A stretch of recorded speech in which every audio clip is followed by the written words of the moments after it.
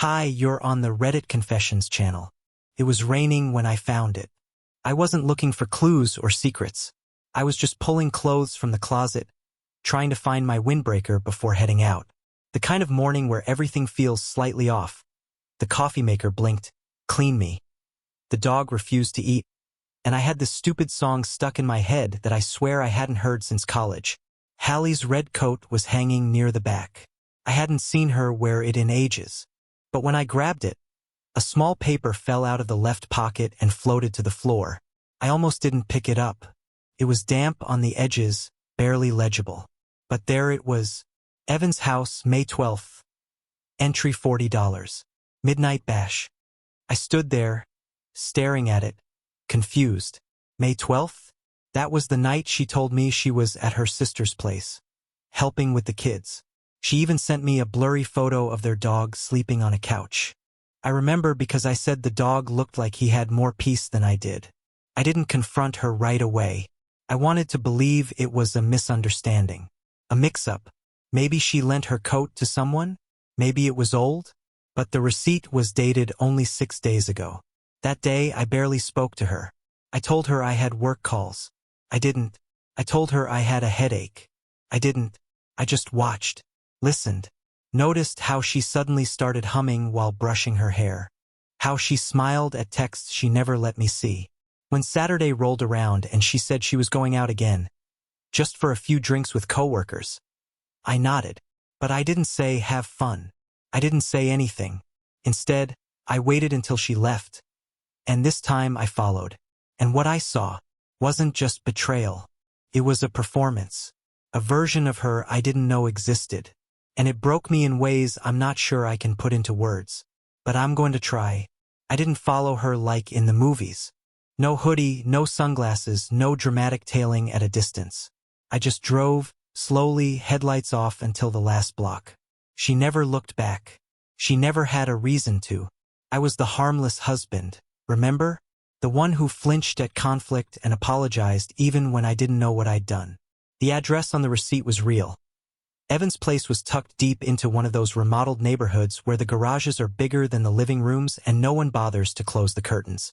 I parked half a street down and watched as she walked through the front gate without knocking, laughing at something on her phone. She wore the same dress she told me didn't fit anymore. Fit just fine. Music leaked into the street. Bass heavy, muffled voices, the clink of bottles. I should have turned around. I should have driven home, crawled into bed, and pretended this was just a weird dream. But I didn't, couldn't. I crept closer. From behind a row of parked SUVs, I could see into the backyard. Strings of warm lights dangled above a crowd of 20-somethings swaying around a fire pit. My wife wasn't hard to find. She was near the center, her arms around a guy's shoulders, swaying to the music like it lived in her bones. His hands were at her waist. His face close, too close. I'd never seen her look like that, not even on our honeymoon. Someone handed her a drink. She threw her head back laughing, the same laugh she once used with me. Then she leaned in and whispered something into the guy's ear, and he pulled her even closer. She didn't resist. She smiled. I stood there in the dark for nearly 20 minutes. My legs numb. My heart caught somewhere between disbelief and pathetic hope. Maybe she was just drunk. Maybe this was some dumb mistake. Maybe if I left now, she'd come home, crawl into bed, and still smell like shampoo instead of beer and smoke. But deep down, I knew I wasn't watching a mistake. I was watching her choice. And suddenly, I wasn't curious anymore.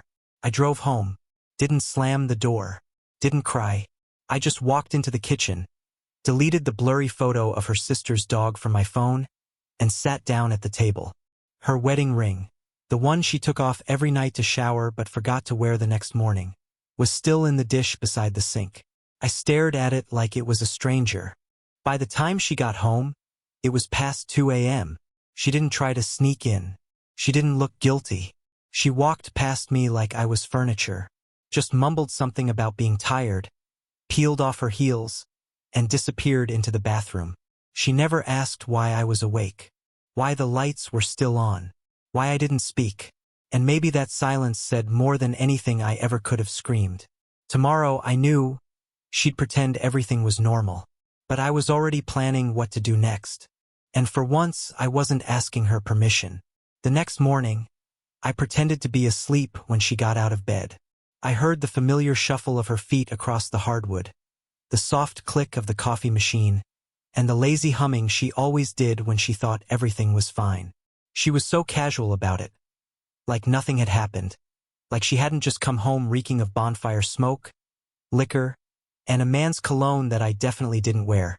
I stayed still, breathing slow, eyes half shut while she moved through the kitchen like we were still us. But we weren't. She didn't know I'd seen her last night. She didn't know that the image of her swaying with Evan, eyes half-lidded, lips barely an inch from his, had already burned itself into the back of my skull. When I finally got out of bed and walked into the kitchen, she was scrolling through her phone with a mug in her hand. "Hey, sleepy," she said, without even looking at me. "Sorry I got in late. Janelle had a rough night, lots of wine and crying. Took forever to calm her down." I nodded. That was it. I didn't say anything, just walked past her, poured myself a mug, and sat at the table. My hands trembled a little as I lifted the cup. She never looked up from her screen. She just kept scrolling, thumb moving in lazy loops, like none of this mattered. "You okay?" she asked, finally glancing at me. I forced a smile. "Tired." And then it happened. A notification popped up on her phone screen. I only caught a flash of it, but it was enough. Evan's name. A heart emoji. Her thumb swiped it away like a reflex. I didn't call her out. I didn't ask. What was I supposed to say? "Hey, did your coworker just text you a heart less than 8 hours after you pressed your body against him at his party?"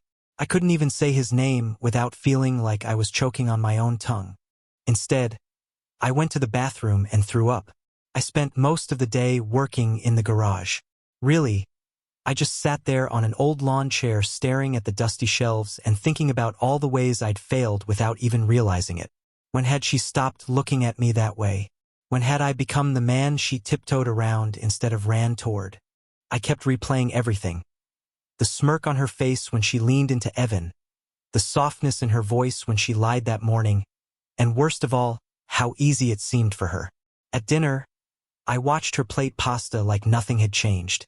She even kissed my cheek, quick and mechanical, like it was just another chore between loading the dishwasher and feeding the dog. I flinched. She didn't notice. Later that night, while she showered, I walked into the bedroom and opened her purse. I wish I could say I was surprised by what I found. The same lipstick she wore at the party.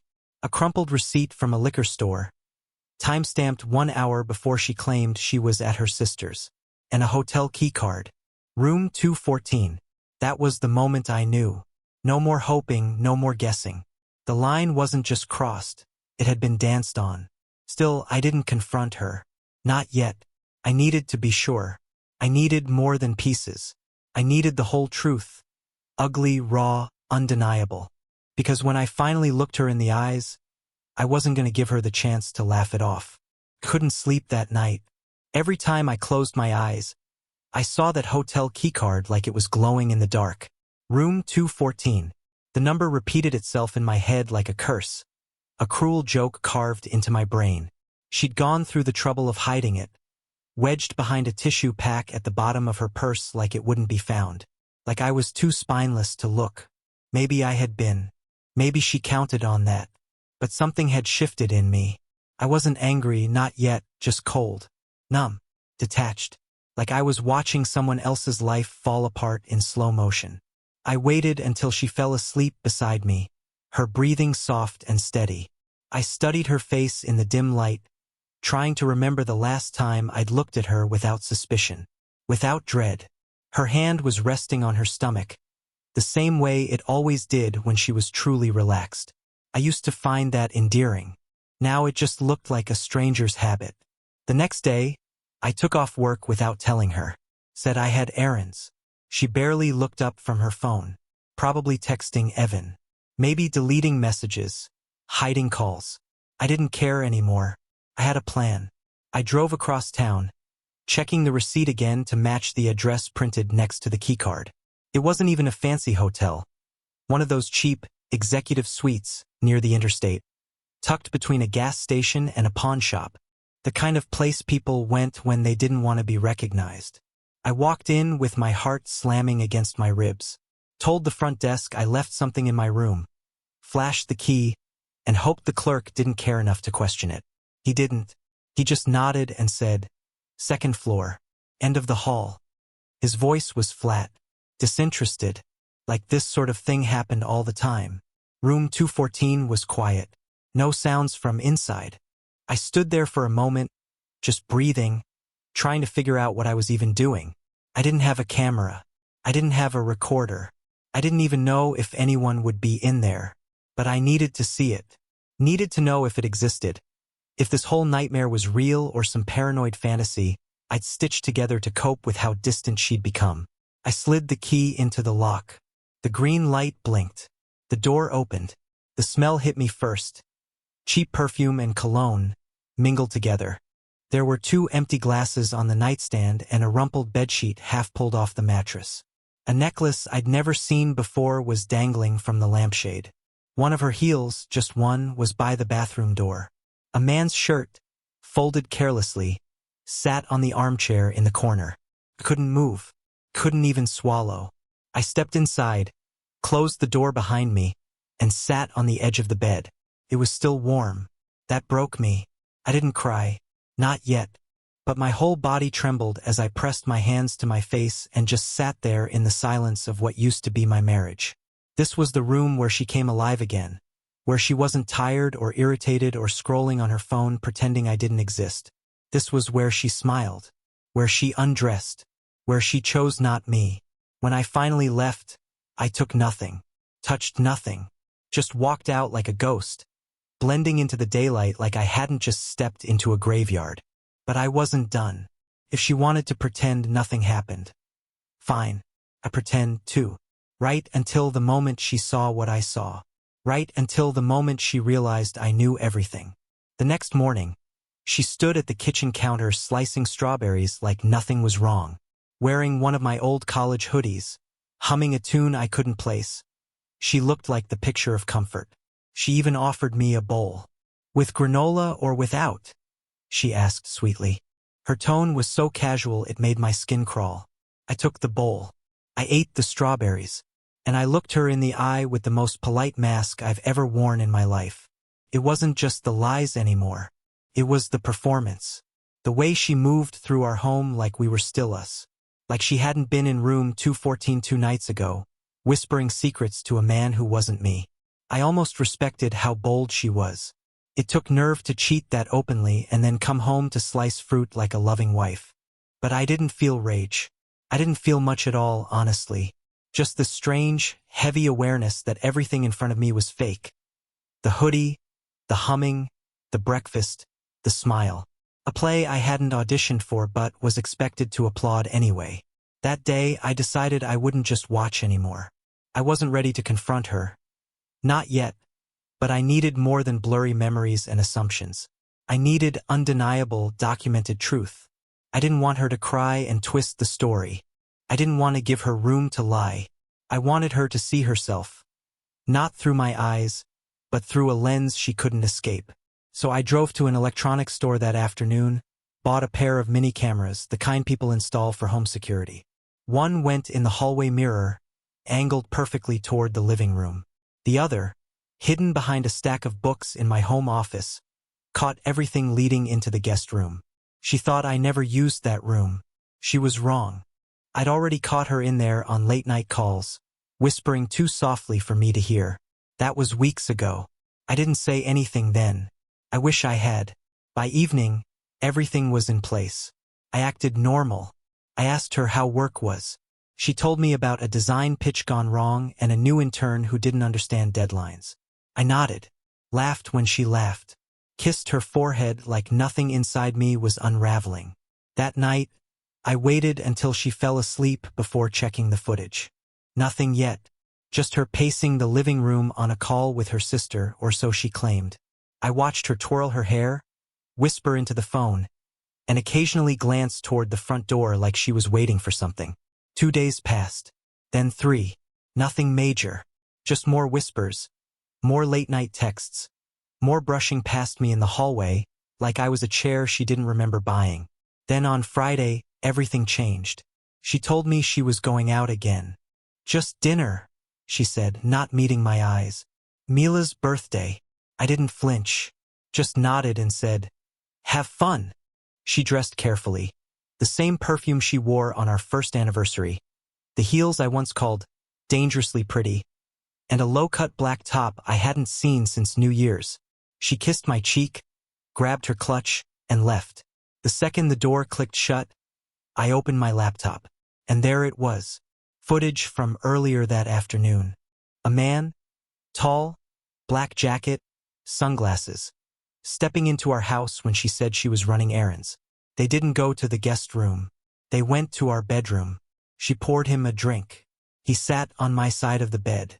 I closed the laptop, not because I couldn't watch, but because I'd seen enough. It was time for her to watch now. She came back home just past midnight, shoes in hand, hair messy in that way that pretends to be from dancing, not from someone's hands. I was sitting on the couch, lights low, pretending to scroll through a movie catalog like I wasn't waiting for her. She walked in like everything was normal, again. Like I hadn't just watched her in our bedroom with a man she didn't even bother to introduce to the cameras. "You're still up?"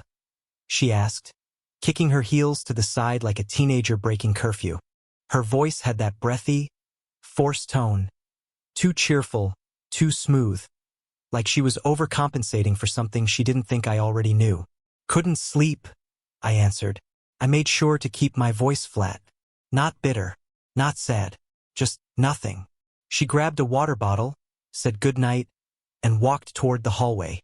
I watched her disappear around the corner. She didn't say how the dinner went. She didn't mention Mila. She didn't even look at me for more than 2 seconds. I suppose liars avoid eye contact out of instinct. I waited 5 minutes before I followed her. I didn't go to the bedroom. I went to the office, locked the door, and opened the footage. She had disabled one of the cameras, the one in the hallway mirror, but she missed the second. The one behind the books. That camera showed it all. At 6:07 p.m., she let him in. Same man. Same jacket. He looked comfortable. Too comfortable. Like this wasn't the first time. She poured him a drink, whispered something into his ear, and kissed him right there. Standing next to the same spot I proposed to her 6 years ago. They didn't use the bed this time. They didn't need to. The couch was closer. I sat there watching the video in silence. No pausing. No rewinding. No tears. Just watching the pieces of my life break in high definition. By the time it was over, I felt hollow. Not angry, just stripped. Like someone had peeled off everything I believed about her and left me sitting there, bones and skin, holding the truth like it was my fault for asking. But this time I wouldn't just pretend. The next day, I made her favorite breakfast. Eggs with chives, extra crispy hash browns. The oat milk she claimed helped her digestion. She came downstairs in her robe, blinking sleep from her eyes, and smiled when she saw the spread. "What's the occasion?" she asked, rubbing her neck. I looked at her and smiled back. "No occasion," I said. "Just wanted to do something nice for my wife." She kissed my cheek, told me I was sweet, sat down and started eating. Ate with her, talked about the weather, made a joke about the dog next door. Asked her if she had any meetings that day. She lied again, said she had 2 Zoom calls, said she might go to the store afterward. While she ate, I slid a USB stick across the table. She paused, blinked, then tilted her head. "What's this?" "Footage," I said, still smiling. "From the house." Her fork froze midair. "You should watch it," I said gently, standing up. Room 214 wasn't subtle. Neither was last night. She didn't say anything, didn't move, just stared at the USB like it was a loaded gun. I walked out of the kitchen and grabbed my keys. "Where are you going?" she called after me, voice small now, scared. I paused at the door. "To remember who I was before you taught me how to disappear in my own home." And then I left. Not for good. Not yet. But she knew now. And that changed everything. I didn't go far. Just parked a few blocks away, left the engine running, and sat there in silence. I needed space, but not distance. Not yet. I needed to feel the tension still hanging in the air of our house without having to be inside it. I imagined her just sitting there, frozen, staring at the USB, maybe thinking I was bluffing, maybe about to plug it in, maybe rehearsing a lie, or worse, another excuse. I didn't care which. She had built this mess, and now she had to walk through it barefoot. When I finally came back, the house was dead quiet. Lights dimmed. The kitchen was spotless again, like the breakfast never happened. I found her in the bedroom, sitting on the edge of the bed with the USB in one hand and her wedding ring in the other. Her eyes were red, but she hadn't been crying. Not really. Just watery, swollen, like she tried to cry and nothing came out. "I watched it," she said without looking up. I didn't respond. I just leaned against the doorframe and waited. She opened her mouth, closed it, then finally whispered, "I messed up." That was it. That was her big confession. 3 words. Not even a real apology. Just a vague statement that didn't even touch the truth.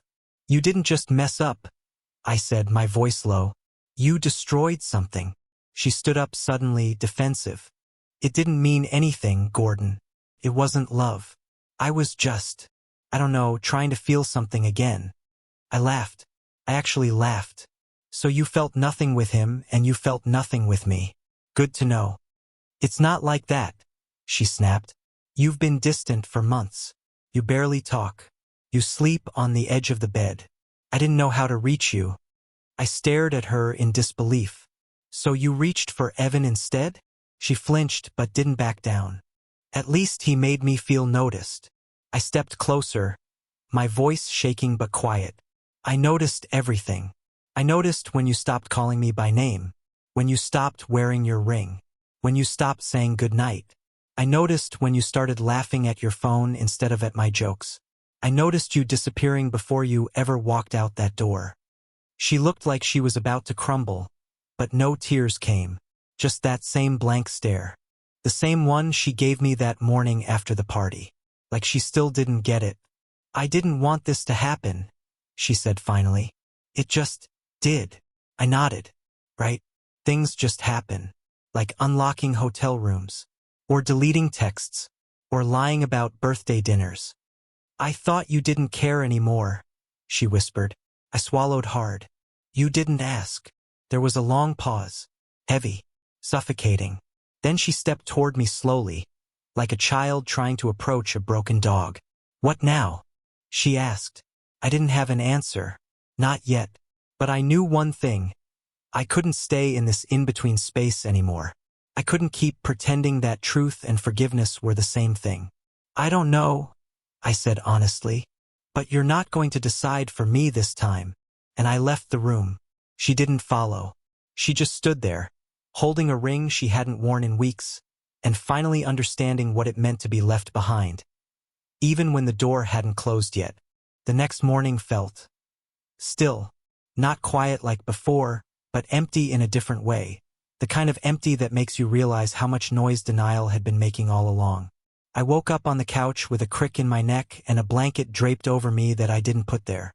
She had slept in the bedroom alone. No words, no fights, just space. I half expected her to be gone when I walked into the kitchen. Instead, she was sitting at the table, eyes swollen from finally crying, a duffel bag by her feet, her hands folded neatly in front of her like she was waiting for a verdict. "I'm going to stay with my sister for a while," she said before I could ask. "I won't text. I won't call. I know you need time." I didn't say anything right away. I just nodded. For once, it felt like the right kind of silence. She stood, walked over to me slowly, and placed the wedding ring on the table. Not in anger or shame, but like someone finally understanding the weight of what they'd broken. "I don't expect you to forgive me," she whispered, "but I hope someday you'll find someone who never makes you feel invisible." And then she left. No screaming, no begging, just the soft click of the door, and she was gone. That day, I walked through the house and felt like I was breathing fresh air for the first time in months. It didn't hurt as much as I thought it would. There was grief, sure, but beneath it, relief. I wasn't crazy. I wasn't paranoid. I had trusted my gut, and it led me to the truth. And now, finally, I had a chance to start over. I reached out to an old friend I hadn't seen in years. Someone who used to say I deserved better long before I knew I did. We met for coffee, and I told her everything. She didn't look at me like I was weak or foolish. She just listened, really listened, and it felt like sunlight after a long storm. No, I'm not healed. Not yet. But I'm not broken anymore either. Sometimes walking away isn't about revenge, or anger, or even closure. Sometimes it's just about choosing peace even if you have to build it alone. And for the first time in a long time, I'm okay with that. Thanks for watching Reddit Confessions. Tell us in the comments, which moment from this story hit you the hardest, and why? And if you've ever had to rebuild after betrayal, share your strength. Someone out there needs to read it. See you in the next story.